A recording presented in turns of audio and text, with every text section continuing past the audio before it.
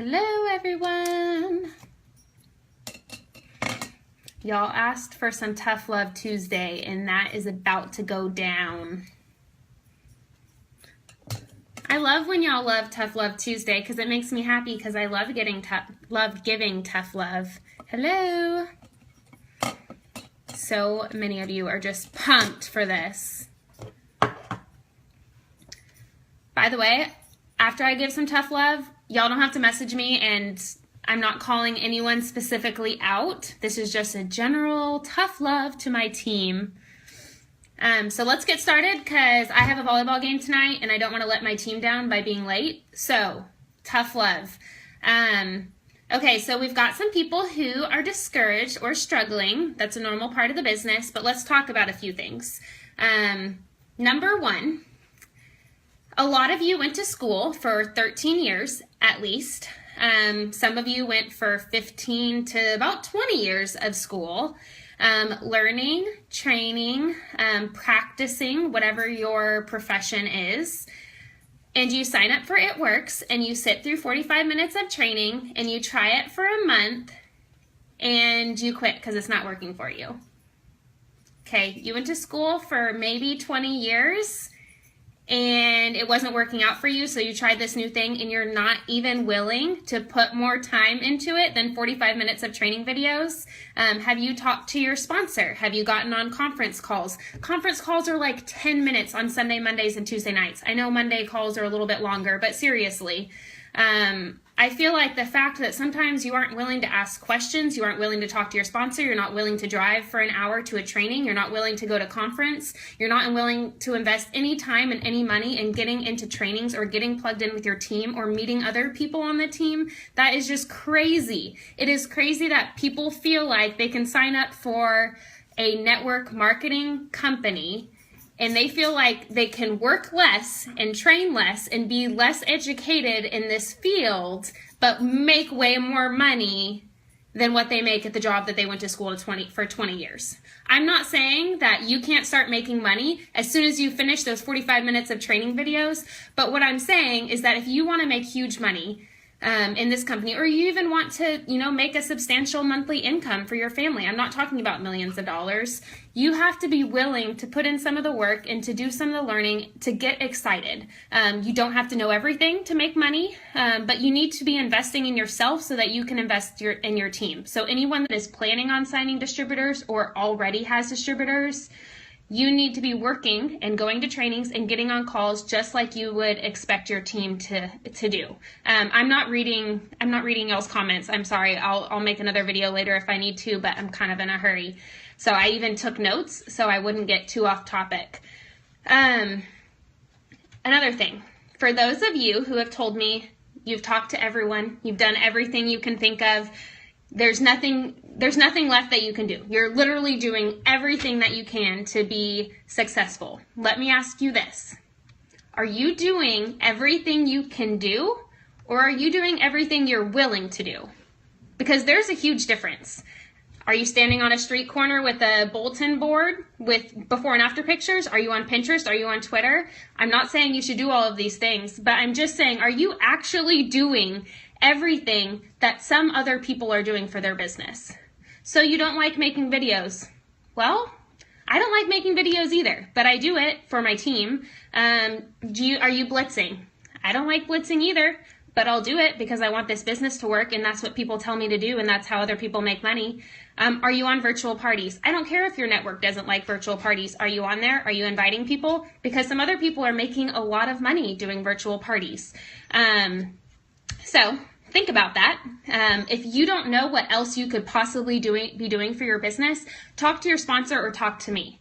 I've had to teach myself how to use Instagram. I have watched YouTube videos. I've watched all sorts of trainings for the way I build my business, which is social media. But I didn't just learn it. I didn't just try it. I didn't just post a few times. I researched and I learned how to utilize my time and to utilize those resources. This is some tough love from another leader that I saw, and I wanted to share just bits and pieces of it. She basically said, if you are in your first 6 months of this business, you are still such a baby to the industry, and you don't get to be discouraged. Okay? frustrated, maybe, but you don't get to be discouraged. You don't get to waste your precious time on being discouraged. You are still in the time period where you're figuring out how you want to build your business, what's best for your network, what do you have time for, how can you work the business consistently. You are still making this business a habit, so you are not allowed to be discouraged, is what she told her team. So I'm not that rough. I mean, I know there's going to be ups and downs, but I think it's also a matter of perception and how you view your business, and viewing your business longer term and where this business could take you a year from now will help you be less discouraged by things. The people that know that they are going to be successful in this business are typically the ones that are successful eventually. None of us knew how we were going to be successful. Nobody thought we were going to be great at this business. None of us joined thinking we were going to be the next ambassador. Like, that's just, I mean, that's normal. None of us felt like that. But I knew I was going to do okay. I knew I was going to make money, and I did. I knew I was going to make $600 a month, so I did. And then I knew I was going to make $1,000 a month, so I did. And it took time, and it wasn't easy, but I knew I would do it. And that's the difference I see in a lot of the people who are successful on the team and those who aren't. You also, I think this is the last thing, but you need to evaluate the message you are sending out to people. Because I think when people do get discouraged or frustrated, we come off as desperate. We come off as defeated, and people can sense that about you, and they can sense that about your business and your team, and they will run the opposite direction. Okay? You will scare people off without even realizing it because you are discouraged or you are desperate. Okay? People don't need to be bribed. People don't need to be begged. People don't need to be pushed into this business. Yes, sometimes we have to talk it out with people and kind of address their concerns, but we do not need to beg or push. Okay? The last thing you want is someone to join your business before they are ready. As much as we want distributors, I would rather sign someone up when they are ready and willing to work with me and at least eager to learn.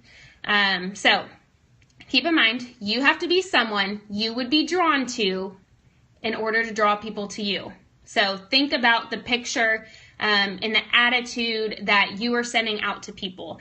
And if you are not someone you'd follow on Facebook, if you are not someone that you'd want to work with, if you are not someone you'd want to work under, then you need to reevaluate how you're working your business and how you are going to start appealing to more people. So anyways, I told y'all this would be quick. Don't waste another minute that you could be investing into your success complaining about your lack of success. Okay? Complaining, discouragement, it's all there. You can talk to your upline. I'm not saying not to vent, and I'm not saying that when you're having trouble or you can't seal the deal to not ask questions, because as a leader, it's so easy for me to help someone that needs my help rather than reaching out to the people that I haven't heard from in 4 weeks. But do not waste time if you don't have to. Ask questions, but don't complain. Try to turn everything in your business to a positive note. I love answering messages for people that want help. What I don't like doing is answering messages like, or I just can't find anyone, or nobody wants this. Okay, first of all, you're wrong, because people are signing up every day to sell the products and to use them. So if you are going to ask your sponsor a question or your leader a question, please try to address it in a positive manner. We are so eager to help the people that are positive and wanting to learn. So just think about it before you're talking to people and before you're talking to your team and before you're talking to your potentials. Okay, make sure you're in the right place mentally when you talk to people, that you're positive, encouraged, and that you're feeling confident about the opportunity that we have. It will make a difference in your business. It'll make a difference in the way your team runs their business. And I think that's it. Keep everything simple, keep it fun, and you will draw people to you. And hello, Bill Knox. We are with It Works. You can find me at skinnywrapthat.com. Thank you, everyone, for watching. And that was your Tough Love Tuesday.